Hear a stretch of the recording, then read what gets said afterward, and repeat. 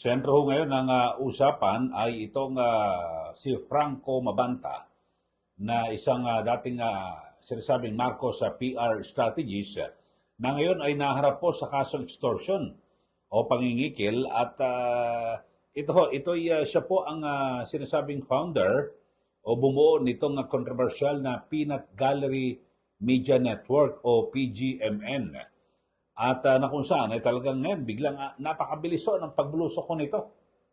At kilala itong Peanut Gallery Media Network.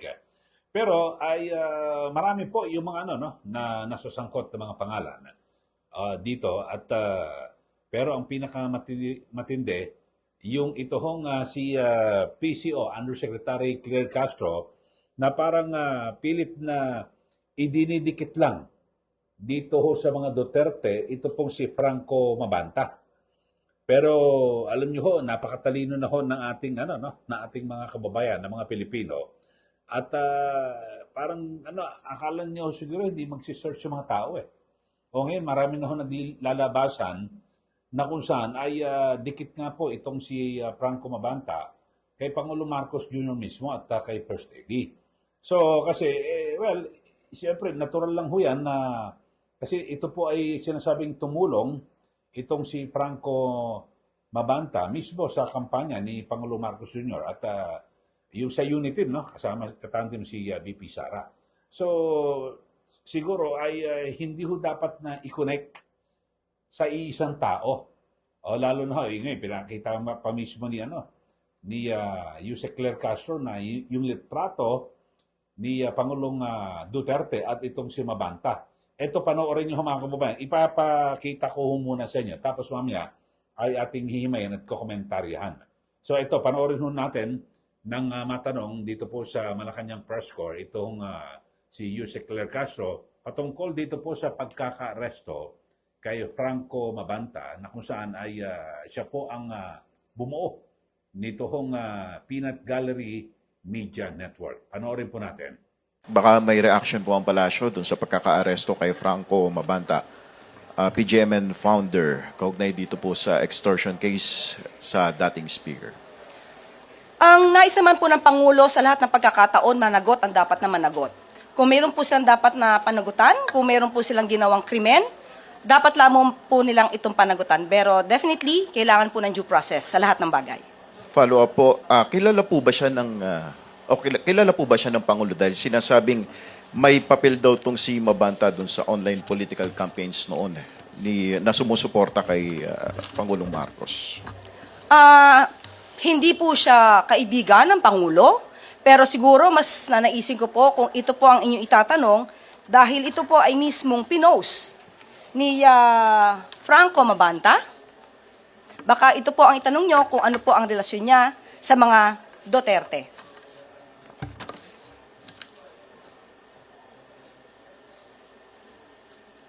Nandiyan pa nga po si Harry Roque. Quick follow-up sa inyo pong pagkakaalam, Yusek. Ano po ang relasyon po kaya ni Mabanta sa mga Duterte? Ay, kayo po ang magtanong sa kanya. Lalong-lalo na po, marami naman po yata siyang na-feature sa kanya mga articles na halos ay kumakalaban sa administrasyon. Okay, yan po ang napanood nyo naman ho. Itong tanong kay Yusek Claire Castro ng reporter at ang agad na may nakaredy na ho kaagad na litrato, mukhang nag-print ho kaagad. Siguro na ipa-check. Hanapin nyo kung sino ang yung si Franco Mabanta at kung may litrato kay sa mga Duterte. So yun kaagad pero hindi nila nakita. Ewan ko lang ho. Kung talagang sinadyang hindi tiningnan o hindi lang nakita. Kasi ito ho, ngayon talagang mapapanood yung mga kababayan dito po sa social media na meron pong surprise birthday party pa ho dito ho kay Franco Mabanta at nandun mismo si Pangulong Marcos Jr. at si First Lady at yung anak. So kumpleto ho mga kababayan. So masasabi ko ho, malapit din ho ito sa Marcos kasi siya po yung dating yung social media director at PR strategist na kung saan ay talagang meron po siyang association o sabihin natin ay may malapit po na relasyon dito po kay Pangulong Marcos during the early years of the yung siyempre alam niyo naman ang pangulo no sa kanyang politika.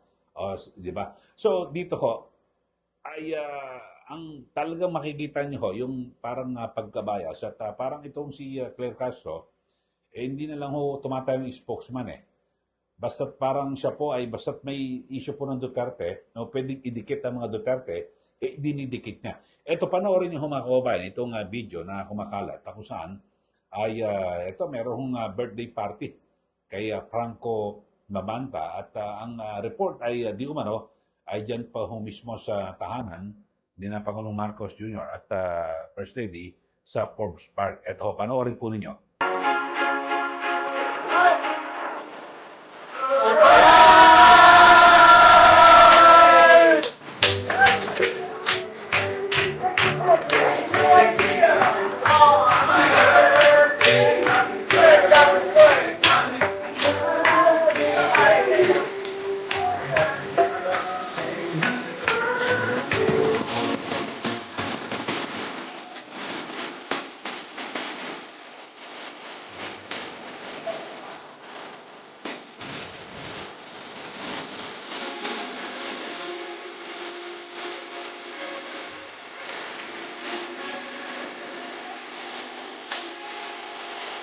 I've never had a surprise birthday in my life, a surprise anything in my life, so thank you so much. I don't know whose idea this was, but you guys got me. Thank you so, so much. I feel special, so thank you. Thanks for making me feel loved. I love you guys. Thank you, thank you.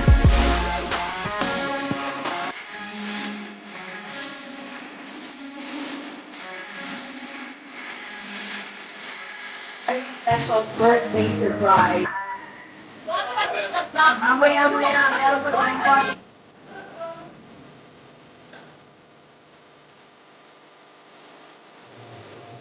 I want to say I've never had a surprise birthday in my life. From here on in, I will never trust anyone. Okay, yan po, no? Naparoon dyan naman ho at napakarami ho kung sa inyo pong titignan at siguro kung nanonood ho kayo sa malaking TV screen ay makikita nyo yung mga prominente. Ang dami ho dyan na mga kilala. Di ba, binati rin ng Pangulo Marcos, si First Lady, at yung iba pa, no? Si Atty. Trixie Angeles, dating PCO ni Marcos, di ba? Unang-unang PCO secretary. At iba't iba sila, RJ Nieto, yung iba kilalang mga mga vlogger, nandun ho so yung ganong okasyon. So hindi mo masasabi na talagang ito hong si Mabanta tao to ni Duterte. Hindi po Kasi pwede siguro kung tao ito ni Marcos, di po ba? So yun po mga kababayan ang binabanggit lang ho natin na talagang masyado hong talagang parang napaka bias itong si Claire Castro na parang wala hong gagawing walang gagawing tama ang mga Duterte para po sa kanya. Po. Pero ito, puntahan natin itong issue po ng pagkaka-aresto dito po kay Franco Mabanta na kung saan ay siya po ay inaresto at ayon po sa National Bureau of Investigation o NBI, ang pagkaka-aresto kay Mabanta at apat na iba pa ay may kinalaman sa aligasyon na di umano'y tangkang pangingikil ng 350 million pesos mula po kay dating Speaker Martin Romualdez at kapalit ng hindi raw po ipalalabas ito hong supposedly damaging documentary na kung saan ay nag-uugnay kay Romualdez sa flood control scandal. Ayon. At ang nasabing aligasyon, ito ho pero parang ang sinasabi ho rito, ito ang daming pera, pinakita ho ng NBI, di ba, may mga marked money. At bagamat ito sa ngalan po ng patas na pamamahayag, ay pinabubulaanan ho ito ni Franco Mabanta at ng Peanut Gallery Media Network ang nasabing paratang na pangingikil at ang sabi po nila ay ito raw po ay set up at para patigilin itong PGMN na ngayon ay talagang isa po sa mga talagang matindi bumanat at kritiko po ng Marcos Jr. administration. Pero dito ho mga kababayan, ay siyempre, ito hong si Mabanta, dati pong social media strategist para po kay Marcos at kasama ho yung iba pang mga online na personalities na kung saan ay talagang sinasabi, genius daw ho itong si Mabanta sa paghubog ng digital narrative. So, ayon po sa kanya. At kung saan ay naging favorable dito ho kay Pangulong Marcos Jr. At siya nga po ay naluklok bilang Pangulo at kasama ho yan sa 2022 presidential elections. So, yun po mga kababayan. So, ito, ngayon ay nasa ano na siya, no? Nasa poder po siya ng NBI. Panoorin natin itong video. At kung saan, ito pong si NBI Director Melvin Matibag. Napakabait pala nito na tao, no? Biro mo, yung mga suspect, talagang inalala po kung sila ba gutom na o dapat na makakain. Ito, panoorin nyo mga kababayan, kasi inilinya po ito ng NBI. Matapos ang press con, ay inilinya po ito hong mga suspect sa pangunguna ni Franco Mabanta. Matapos nga sila po ireklamo ng extortion o pangingikil at sila po ay sasampahan ng kaso. Panoorin po natin. We'll be fair. If you have complained, you tell me. May reklamo rin sa akin. Of course, you're right. You're entitled naman sa lawyer. Tama yun. That's the way to do it. Sige na. Kain na kayo. Para makakain din sila. Sige na, sige na. Okay, yun po, napanood nyo, no? At nang ilinya ho, itong si Franco Mabanta at yung apat na kasamang pa dyan po sa NBI. Ito'y kaugnay ng sinasabing extortion, no? O pangingikil. At dito ho mga kababayan ay nakakuha tayo ng, ng complaint affidavit na isinampa sa NBI nito pong kinatawan ni Romualdez na si Noah Nocon.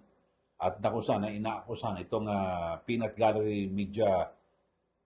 Kasama ho dito yung chairman nga, itong si Robert Bobby Mabanta at yung host na si CJ Hero. Sa di umano'y tangkang na pangingikil mula po kay Romualdez. Yun ho mga kababayan. At ito, nagbigay ho muna ng 75 million na paunang bayad. Yung po ang sinasabi. At ayon po sa NBI, yung kanilang undercover agents ang umakto na representatives ng kampo po ni Romualdez.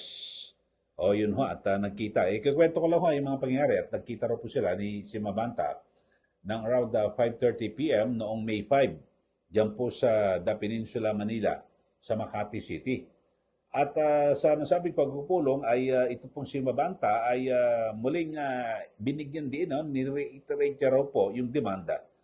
At inutusan yung mga ahente ng NBI na i-deliver yung pera sa Valle Verde Country Club sa Pasig City at para kay sa kinilalang si Jimmy na kung saan ay nakilala rin na Hardin Christian Serrano.